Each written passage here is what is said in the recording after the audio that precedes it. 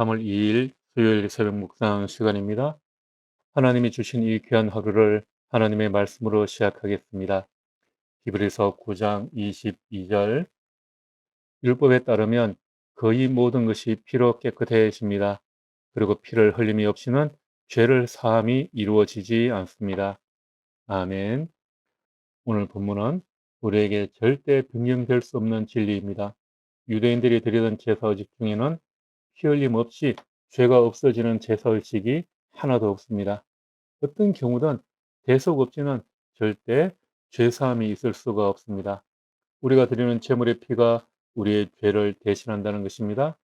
제물이 우리의 대속물, 그러니까 우리의 몸값이 되는 것입니다. 대속물은 억류된 사람의 자유를 얻어내는 것이죠. 누군가가 납치되어 몸값을 요구할 때 그 값을 지불하면 해방이 뒤따릅니다. 유대인들이 하나님께 제사를 드리며 제물의 피를 흘리는 것이 바로 그 대속의 의미입니다. 그들이 지은 죄로부터 해방되는 것입니다. 그리스도께서 우리의 대속물이 되셨다라는 것은 그리스도가 우리가 지은 죄를 대신해서 피를 흘려 우리를 죄로부터 해방시켜 주었다라는 것입니다. 그렇다면 그리스도 밖에서는 우리에게 아무 소망이 없습니다. 왜냐하면 우리 죄를 대속해 줄 만한 가치 있는 피는 오직 그리스도의 피밖에 없기 때문입니다. 그럼 우리는 지금 그리스도를 믿고 있습니까? 그의 대속의 피가 우리 영혼에도 정말 적용되고 있습니까? 죄의 대속을 위해 그리스도를 필요로 한다는 점에서는 모든 인간이 다 똑같습니다. 우리가 그리스도처럼 그렇게 도덕적이거나 관대하거나 상냥하거나 한 점 죄도 없는 인간이 아닌 이상 우리 역시 예외가 아닙니다. 그 규율은 우리에게도 그대로 적용이 됩니다. 죄는 하나님께서 속죄 제물로 정하신 예수 그리스도의 피 못지않게 아주 강한 힘을 가지고 있습니다. 그런데 그 죄를 용서받을 수 있는 길이 꼭 한 군데밖에 없다는 것입니다. 바로 예수 그리스도의 십자가를 믿는 것입니다. 그 길을 두고 왜 굳이 다른 길을 찾아 헤맵니까? 무속인들 중에서도 예수를 믿는 사람들이 많다고 그래요.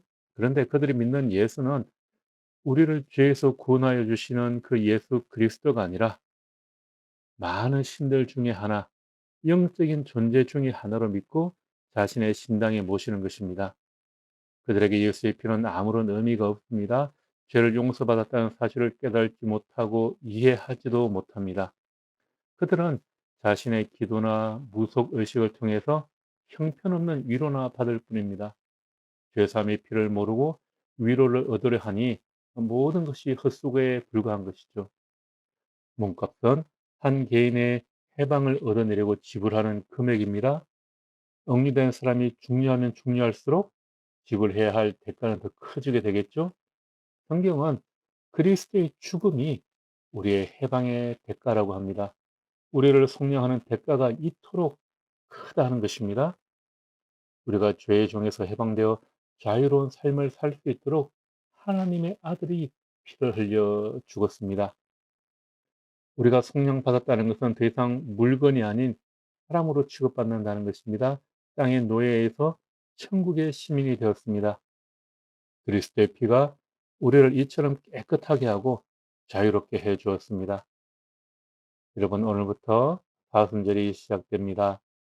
우리를 구원하시기 위해 십자가에서 고난당하신 주님을 생각하는 기간입니다. 그리스도의 피는 믿음과 기쁨과 다른 모든 거룩한 은혜의 근본이 된다는 것을 기억하는 오늘 하루, 그리고 사순절의 시작이 되기를 기도합니다. 아멘.